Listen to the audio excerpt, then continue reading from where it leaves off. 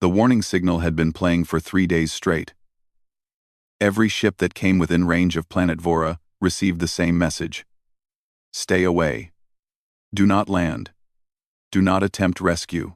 By order of the Galactic Council, this world is forbidden. Hana listened to the warning as her cargo ship fell through the atmosphere. The engine was dead. The backup systems were failing. She had no choice about where she was going to land. Do-hyun, can you get anything working? She called to her crewmate in the back of the ship. Nothing, he shouted back. His voice was full of fear. We are going down no matter what. The ship hit the surface hard. Metal screamed and twisted.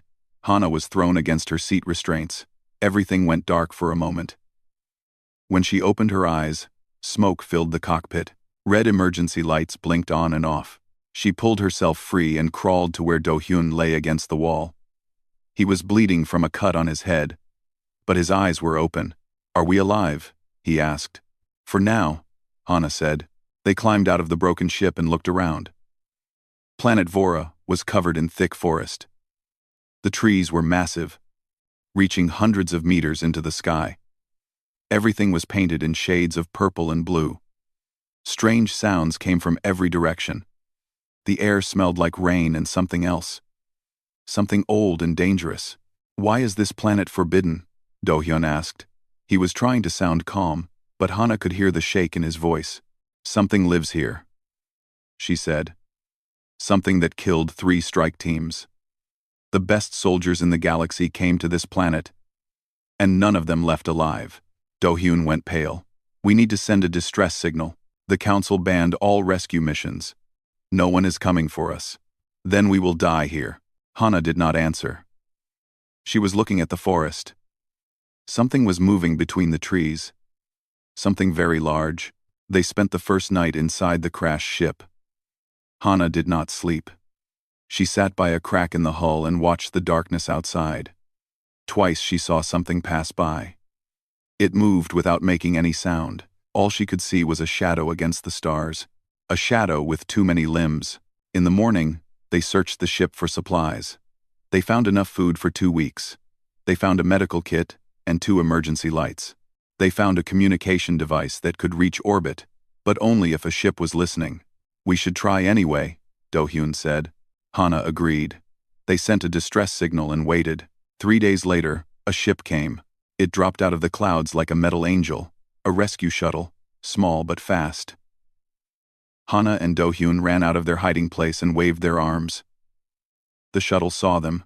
It changed direction and began to descend. Then the creature appeared. It came out of the forest so fast that Hana barely saw it move. One moment, there was nothing. The next moment, a nightmare stood between them and the shuttle. The creature was massive. Its body was covered in black armor that looked like stone. It had 6 legs, each one ending in claws as long as swords. Its head was flat and wide, with no eyes that Hana could see, but it had a mouth filled with teeth that glowed faintly in the daylight. The Reaver, that was what the council called it. The thing that had killed hundreds of soldiers. The unconquerable beast. The shuttle pilot saw the creature and tried to fly away. He was not fast enough. The Reaver jumped. It covered the distance in a single leap and grabbed the shuttle with its front claws. Metal tore like paper. The shuttle exploded in a ball of fire. Hana grabbed Do-hyun and pulled him to the ground. Do not move, she whispered. Do not make a sound. The Reaver landed near the burning wreck. It stood there for a long moment, its flat head turning left and right. Then it made a sound, a low rumble that shook the ground beneath them. Hana held her breath. Do-hyun was shaking so hard she was afraid the creature would hear his bones rattle. The Reaver walked past them. It was so close that Hana could have reached out and touched its leg. The black armor had scratches and marks all over it. Old wounds from old battles. This thing had been fighting for a very long time. It walked into the forest and disappeared. Hana waited for an hour before she moved. Then she slowly sat up and looked at the burning shuttle. 4 people had been on that ship. 4 people who had come to save them. Now they were dead. What do we do? Do-hyun asked. His voice was barely a whisper. Hana thought about the Reaver. She thought about how it moved, how it attacked, how it ignored them completely when they stayed still. "We watch," she said. "We learn." "Learn what? How to die faster?" "No." Hana looked toward the forest where the creature had gone. "We learn how it thinks. We learn what makes it attack. We learn its patterns." Do-hyun stared at her like she had lost her mind. Maybe she had. But Hana had noticed something in those terrible moments. The Reaver did not attack everything it saw. It attacked the shuttle when the engines fired. It ignored them when they lay still on the ground. There was a logic to the beast, a pattern, and patterns could be understood. "The soldiers who came before us were warriors," Hana said. "They came with guns and ships and armor. They came to kill the Reaver, and it killed them instead. So what are we supposed to do differently? We are just cargo pilots." Hana smiled, though there was no happiness in it.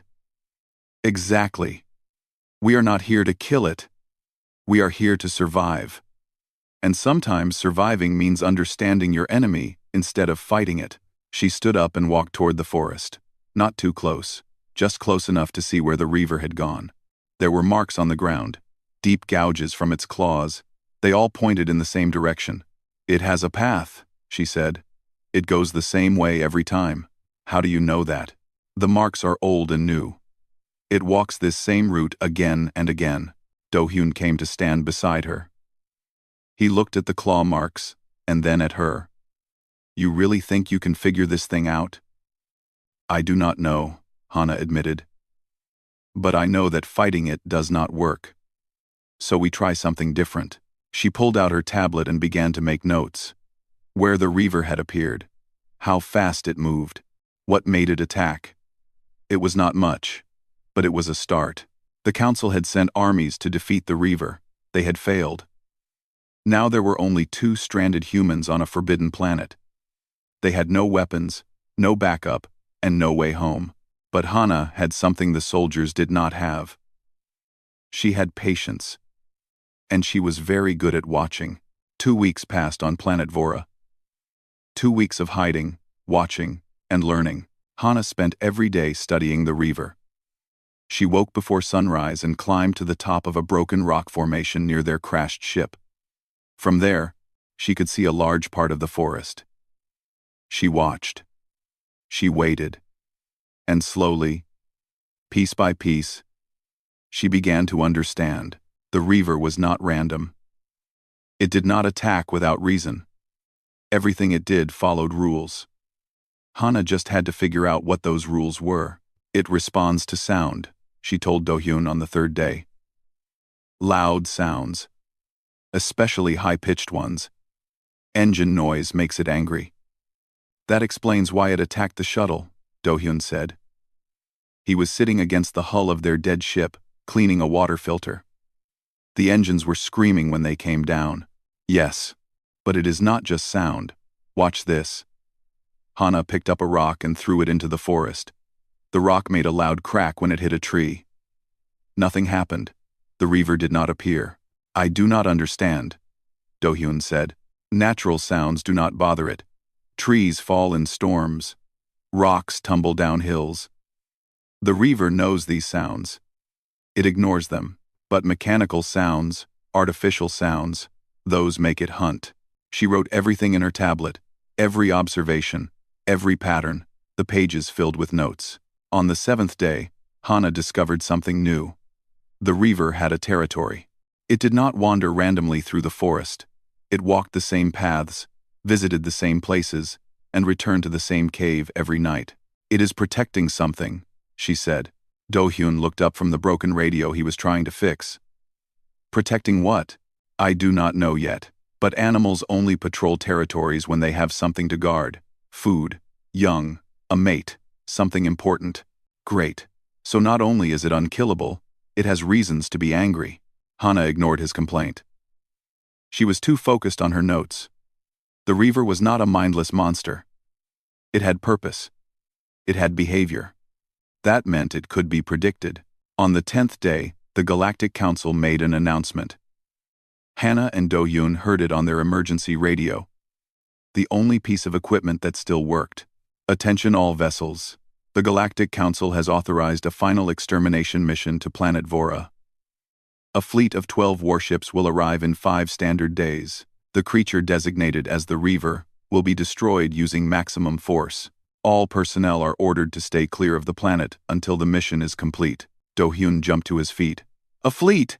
They are sending a fleet! We just have to survive 5 more days, and they will kill that thing and rescue us. Hana did not share his excitement.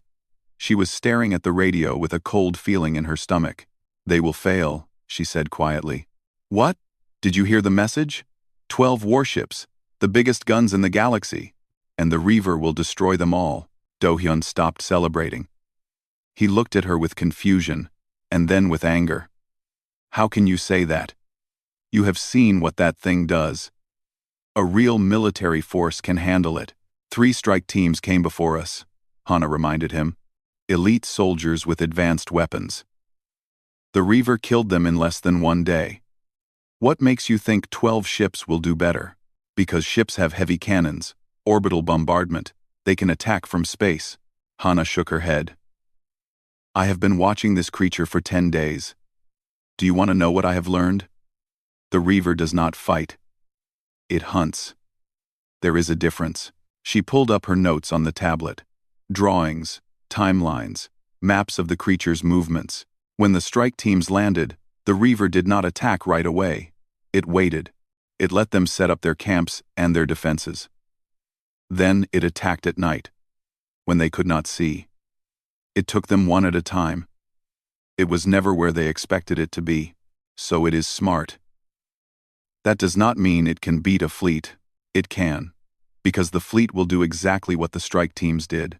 They will underestimate it. They will think bigger weapons mean certain victory, and the Reaver will adapt, just like it always does. Do-hyun sat down slowly. The hope was fading from his face. Then what do we do? Just wait here and die? No. Hana closed her tablet.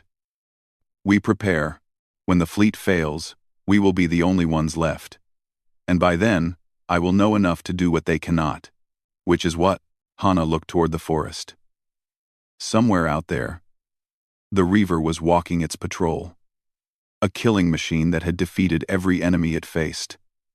Armies had fallen before it. Legends had been born from its terror. I am going to approach it, she said. Do-hyun did not speak for a long time. When he finally found his voice, it was barely a whisper. You have lost your mind. Maybe, but think about it.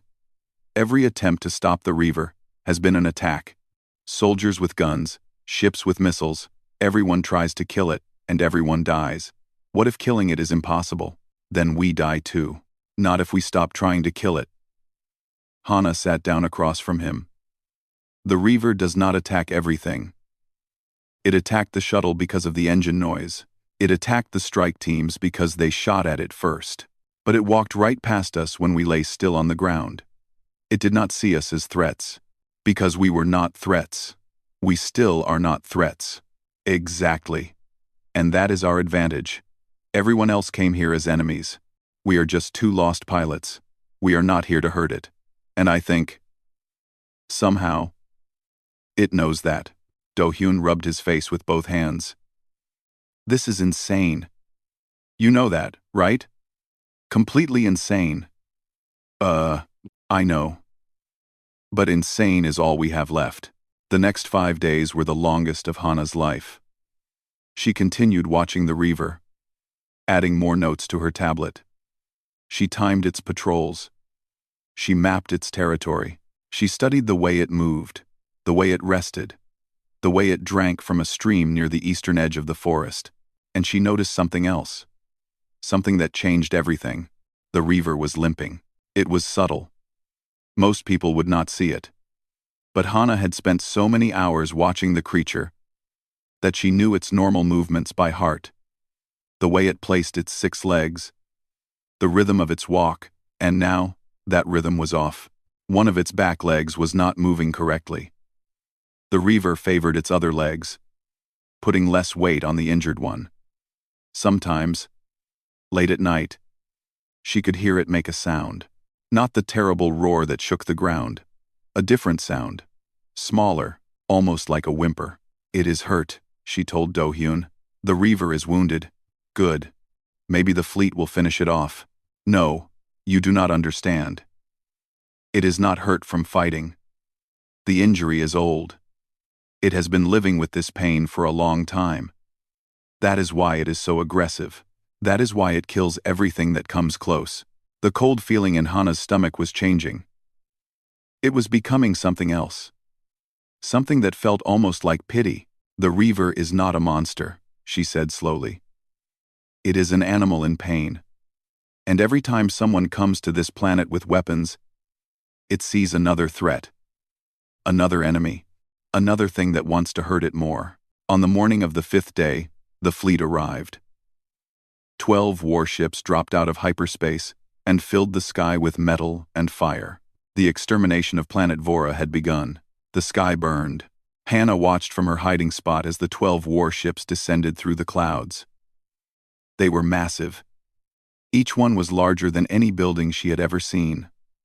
Their hulls were covered in weapons, cannons, missile launchers, energy projectors that could melt through rock. The combined firepower of the fleet could destroy a small moon.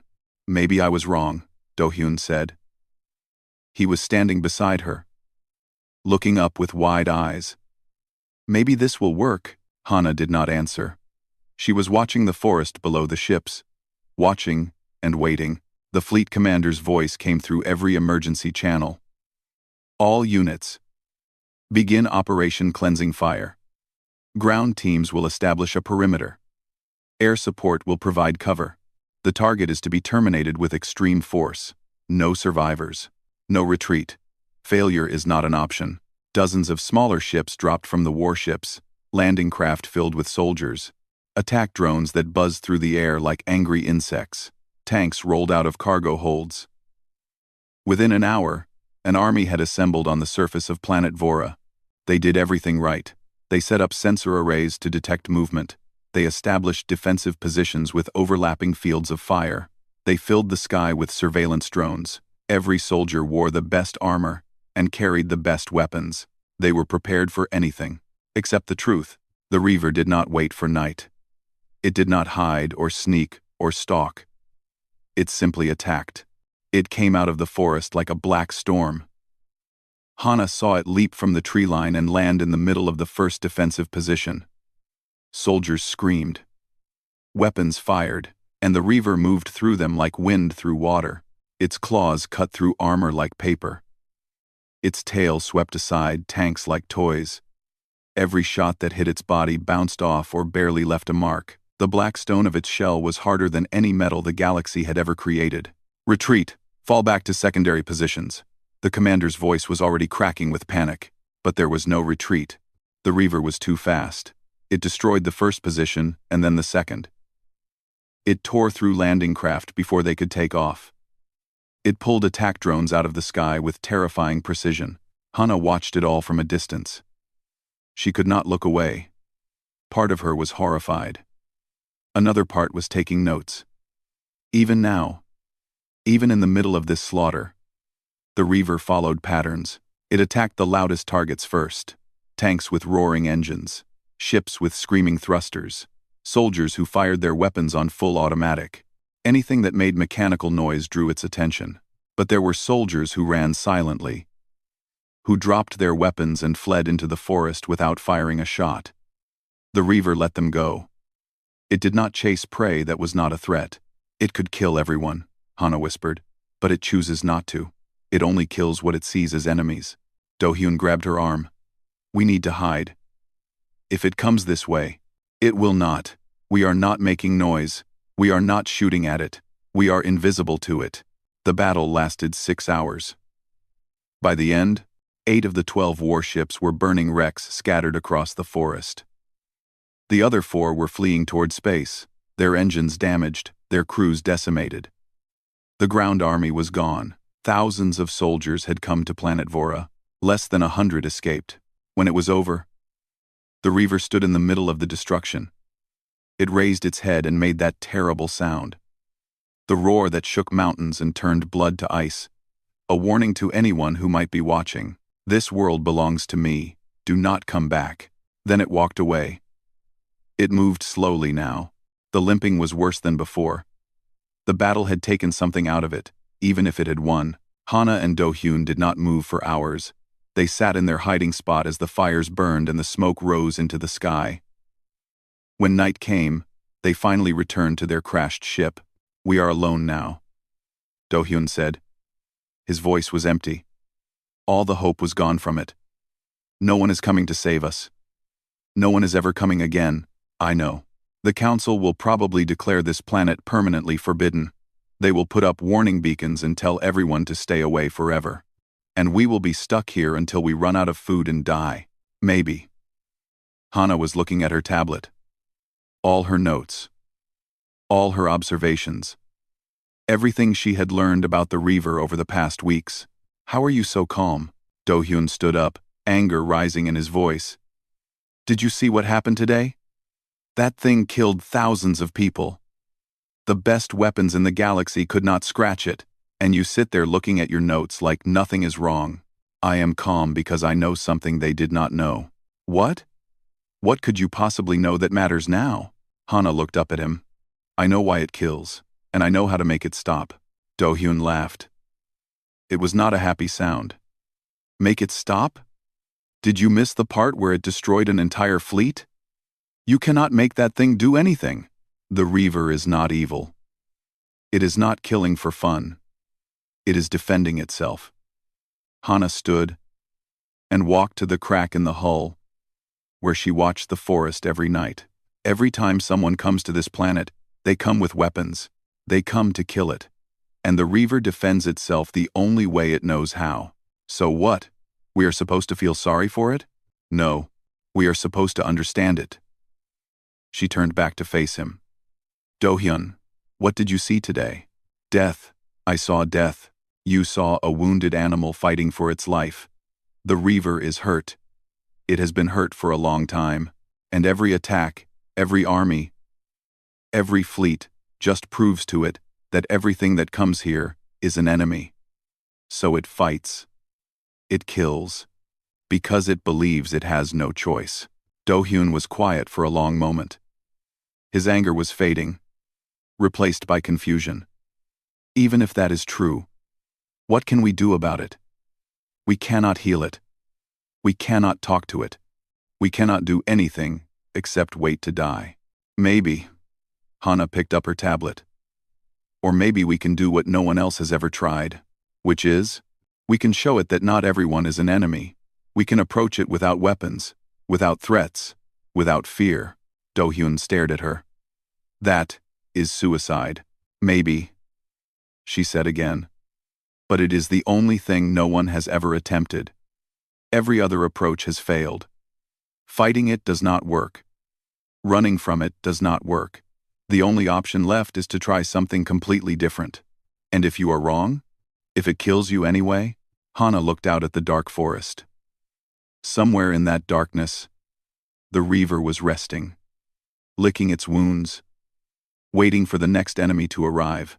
"Then I die knowing I tried," she said. "But I do not think I am wrong. I have watched this creature for weeks. I have seen how it moves, how it thinks, how it chooses what to attack, and I have never seen it kill anything that did not threaten it first." The wind blew through the broken hull, carrying the smell of smoke and ash. Do-hyun sat back down and put his head in his hands. "I cannot stop you," he said finally. "I know that. You have that look. The look you get when you have decided something and nothing will change your mind." Hana smiled slightly. "You know me well. I know you well enough to be scared for you." He looked up at her with tired eyes. "When?" "Tomorrow. At dawn. The Reaver rests in the morning after a hunt. It will be calm as it ever gets. And if it works? If you somehow survive? What then?" Hana thought about the wounded leg she had seen. The pain the creature must be living with every day. The years of fighting and killing and being alone. "Then I help it," she said, "if I can." Do-hyun did not sleep that night. Neither did Hana. They sat together in the darkness, watching the fires burn in the distance, and waited for the dawn. The sun rose over planet Vora, painting the sky in shades of orange and purple. Smoke still drifted from the wreckage of the fleet. The forest was quiet. Even the strange animals that usually made sounds in the morning were silent. The whole world seemed to be holding its breath. Hana stood at the edge of the tree line. She wore no armor. She carried no weapons. Her hands were empty except for a small medical kit strapped to her belt. Behind her, Do-hyun watched with a face as pale as death. "You do not have to do this," he said. It was the same thing he had been saying all morning. "I know." Hana did not turn around. She was looking at the path ahead. The Reaver's path. The trail of claw marks she had memorized over the past weeks. "If you die, I am alone." You understand that, right? Alone on a forbidden planet with no way home and no one coming to save me. "I understand. And you are still going?" Hana finally turned to look at him. "Do-hyun, do you remember why I became a cargo pilot?" He blinked at the strange question. "Because you liked flying. You said space made you feel free. That is part of it. But there is another reason." She looked up at the sky. "When I was young, I was afraid of everything. I was afraid of the dark, afraid of strangers, afraid of taking risks. I spent my whole childhood hiding from things that scared me. What changed? I got tired of being afraid, so I made a promise to myself. Whenever I felt fear, I would walk toward it instead of away from it. I would face the things that scared me. And every time I did, I got a little braver." She looked back at the forest. "At the path that led to the most dangerous creature in the galaxy. I am terrified right now," she admitted. "More scared than I have ever been in my life. But I have to walk toward that fear. I have to face it. Because if I do not, then everything I believe about myself is a lie." Do-hyun did not argue anymore. He just nodded slowly. "Then, I will be here, watching, waiting. And if something goes wrong, you run, you hide, and you find a way off this planet somehow. I will not leave without you." Hana smiled. "Then let us hope I come back." She turned and walked into the forest. The trees closed around her like walls. The purple leaves blocked most of the sunlight, turning the forest floor into a world of shadows. Hana walked slowly. She made no sudden movements. She kept her breathing steady and her footsteps light. Every few meters, she checked her position against the map in her head. The Reaver followed the same paths every day. If her timing was right, she would intercept it near the stream where it always drank in the morning. The walk took an hour. With every step, Hana's heart beat faster. Her body screamed at her to turn back, to run, to hide. But she kept walking. The stream appeared between the trees. It was a small river of clear water flowing over smooth stones, beautiful in a way that seemed impossible on a planet so dangerous. And there, at the edge of the water, was the Reaver. Hana stopped breathing. The creature was massive up close, even larger than she had thought. Its black shell gleamed like whetstone. Its claws dug into the earth with each movement. Its flat head turned slowly, sensing the world in ways she could not understand. It had not seen her yet. Or maybe it had, but it did not care. She was downwind. She was quiet. She was not a threat. Hana took a step forward. The Reaver's head turned slightly toward her. She froze. Nothing happened. The creature continued drinking from the stream. Another step. The Reaver lifted its head and made a low sound. Not the terrible roar. Something smaller. A question. Maybe. Or a warning. Hana stayed completely still. She kept her hands visible. She made no eye contact. Every instinct told her to run, but she forced herself to stay calm. The Reaver took a step toward her. Its claws left deep marks in the mud. Its massive body moved with the grace of a predator that had never known fear. 10 meters between them. Then 8. Then 5. Hana could see every detail now. The scratches on its shell, the scars from old battles. And there, on its back leg, she could see the wound. It was infected. Even from here, she could see the swelling, the darkness around the edges, the way the leg hung at an angle that was not right. "You are in so much pain," she whispered. The Reaver stopped. Its head tilted. The low sound came again, and this time Hannah thought she understood it. Confusion. This small creature was not running, was not attacking, was not doing anything the Reaver expected. Hannah took another step. She was close enough to touch now, close enough to die in an instant. "I am not here to hurt you," she said softly. Her voice shook, but she kept talking. She slowly reached for the medical kit on her belt. The Reaver tensed. Its claws flexed. Hannah stopped moving immediately. "It is not a weapon," she said. "Look." She opened the kit slowly, showing its contents. Bandages, medicine, tools for healing, not hurting.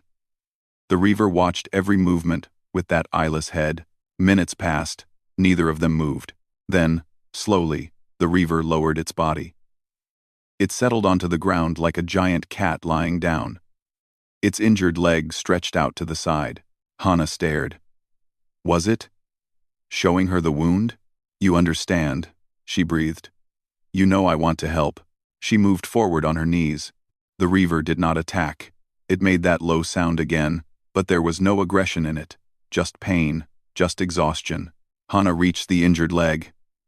Up close, the wound was terrible. Something had pierced the shell. A weapon, maybe, from one of the old attacks.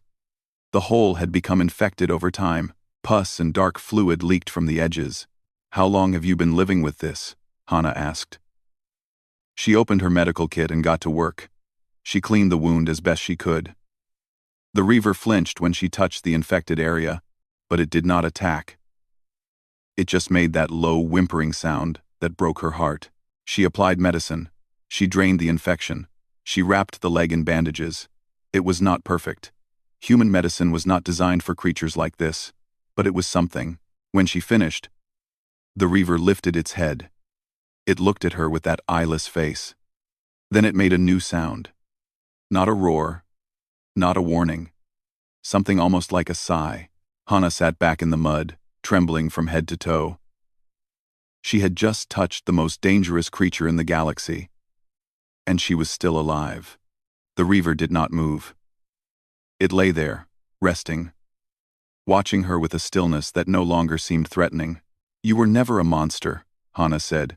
"You were just hurt, and scared, and alone." She stayed with the creature until the sun began to set. Neither of them spoke. Neither of them moved. But something had changed. Something that no weapon could have accomplished. Trust. When darkness came, Hannah stood up slowly. The Reaver watched her go but did not follow. As she walked back through the forest, she heard it make one final sound, a low rumble that seemed to travel through the ground itself. She did not know what it meant, but it did not sound like anger. It sounded like gratitude. Do-hyun saw Hannah emerge from the forest at sunset. He ran to her with tears in his eyes and grabbed her shoulders so hard it hurt. "You are alive," he said. "I watched the whole day. You were gone so long. I thought. I was sure." "I am alive," Hannah said. Her voice was calm. Too calm. Like someone who had just woken from a dream. "What happened? Did you see it? Did it attack you?" "I healed it." Do-hyun's mouth opened. No words came out. He stood there, trying to understand something that made no sense. "I cleaned its wound," Hannah continued. "I treated the infection. I bandaged its leg. And it let me. It lay down and let me help it. That is impossible. I know, but I did it anyway." They walked back to the crashed ship in silence. Do-hyun kept looking at Hannah like she had grown a second head. She understood why. Everything they knew about the Reaver said it was unstoppable, unkillable, a nightmare given flesh, and she had treated it like a wounded dog. The night passed quietly. For the first time since they crashed on Vora, there were no sounds from the forest, no rumbling, no roars, just silence. In the morning, Hana returned to the stream. Do-hyun begged her not to go, but she went anyway. The Reaver was there, waiting for her. It lifted its head when she approached, but made no threatening moves. The bandage on its leg had held through the night. Hana checked the wound and changed the dressing. The infection was already looking better. Whatever medicine she had was working. "You are healing," she told the creature. "A few more days and you might be able to walk without pain for the first time in years." The Reaver made that low sound again, the one that sounded like a sigh. Over the next week, Hana visited the creature every day. She treated its wound. She sat with it by the stream. She talked to it, even though she knew it could not understand her words. But something strange happened. The Reaver began to respond. It started small. A tilt of the head when she spoke. A gentle movement of its claws when she approached. On the 5th day, it made a new sound. Not the roar, or the warning, or the whimper. Something softer. Something that almost sounded like greeting. By the 7th day, it followed her back to the edge of the forest. Do-hyun nearly died of fright when he saw the massive creature emerge from the trees. But it did not attack. It just stood there, watching Hana walk back to the ship, before turning and disappearing into the shadows. "It escorted you home," Do-hyun whispered. "The monster escorted you home." It is not a monster," Hana said. "It never was." On the 10th day, after the fleet's destruction, a ship appeared in orbit. Not a warship, not a rescue mission. A council observation vessel, sent to confirm that the Reaver had destroyed the fleet and that the planet should be permanently forbidden. The ship sent a drone down to survey the damage. Hana saw it flying over the wreckage of the crashed vessels. She grabbed her emergency radio and sent a message. "Council vessel.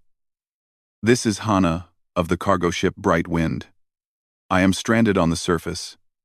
Please respond." Quote, there was a long silence. Then, a voice crackled through the static. "Bright Wind. We read you. How are you still alive? It is a long story. Permission to explain in person?" The council ship landed 2 hours later. A small team of officials emerged, surrounded by armed guards.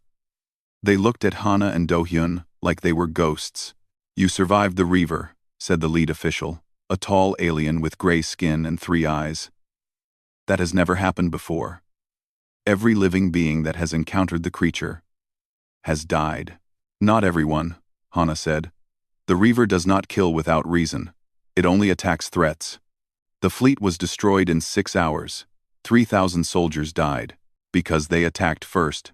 Because they came with weapons and violence and proved to the Reaver that they were enemies." Hana took a deep breath. "I came with nothing. I approached it with empty hands and open intentions, and it let me live." The officials looked at each other in disbelief. "You expect us to believe that the most dangerous creature in the known galaxy simply let you go? I expect you to watch." Hana walked toward the forest. The guards raised their weapons, but the lead official held up a hand to stop them. "Let her go. If she dies, it proves our point. If she survives, then perhaps we have something to learn." Hana entered the trees alone. She walked the familiar path to the stream. And there, waiting for her, was the Reaver. But this time, it was not alone. The council drone hovered nearby, recording everything. The officials watched through their screens as Hana approached the massive creature. They watched as it lowered its head toward her. They watched as she reached out and placed her hand on its black shell. The Reaver made its soft sound, the one that meant greeting, the one that meant trust. Hana turned back toward the drone, knowing the council was watching. "Do you see now? This creature is not evil. It is not a monster. It is a living being that has been hurt and threatened and attacked for so long that it forgot what kindness looked like." She patted the Reaver's shell gently. The creature shifted, almost like it was leaning into her touch. Humans have a saying. If you want to know the measure of someone, watch how they treat those who cannot fight back. But I think there is another measure. Watch how they treat those who can destroy them but choose not to. The lead official's voice came through the drone's speaker. "What would you have us do? The council has spent decades trying to kill this creature. Stop trying. Leave it alone. Leave this planet alone. The Reaver does not want war. It wants to be left in peace. Give it that. And it will never hurt anyone again. There was a long pause. Then the official spoke again. And if we refuse? If we send another fleet? The Reaver raised its head at the tone of the voice. Its claws flexed slightly. A warning. Hana did not look away from the drone. Then you will die. Again and again. Because you cannot defeat this creature with weapons. You can only defeat it with understanding. And that is something armies will never have. The drone hung in the air for a long moment. Then it turned and flew back toward the council ship. Hana stayed with the Reaver until the sun began to set. When she returned to the ship, Do-hyun was waiting for her. What did they say? Nothing yet, but they are thinking. I could see it in their faces. 3 days later, the Galactic Council issued a new declaration. Planet Vora was no longer forbidden. It was protected. Entry was banned not to protect travelers from the Reaver, but to protect the Reaver from travelers. The creature was recognized as a sentient being, deserving of peace and respect. Hana and Do-hyun were rescued and hailed as heroes. Not for defeating the unconquerable beast, but for understanding it. For seeing what no one else could see. Before she left the planet, Hana returned to the stream one final time. The Reaver was waiting for her. As always, I have to go now, she said. But I wanted you to know something. You are not alone anymore. The galaxy knows you exist. Not as a monster, but as yourself. And they will leave you in peace. The Reaver made its soft sound. Then it did something it had never done before. It lowered its massive head and gently pressed its forehead against Hana's chest. She wrapped her arms around it as best she could. Thank you for trusting me, she whispered. Thank you for showing me that even the most feared things in the universe can be understood, if we just try. When she finally let go and walked away, the Reaver watched her disappear into the trees. It made one last sound, that low rumble that traveled through the ground. This time, Hana knew exactly what it meant. Goodbye, friend. She carried that sound with her for the rest of her life. A reminder that the unconquerable could be vanquished. Not with claws or weapons or fire, but with patience, with compassion, with the simple human willingness to walk toward fear instead of away from it. And that was a power no beast could ever defeat.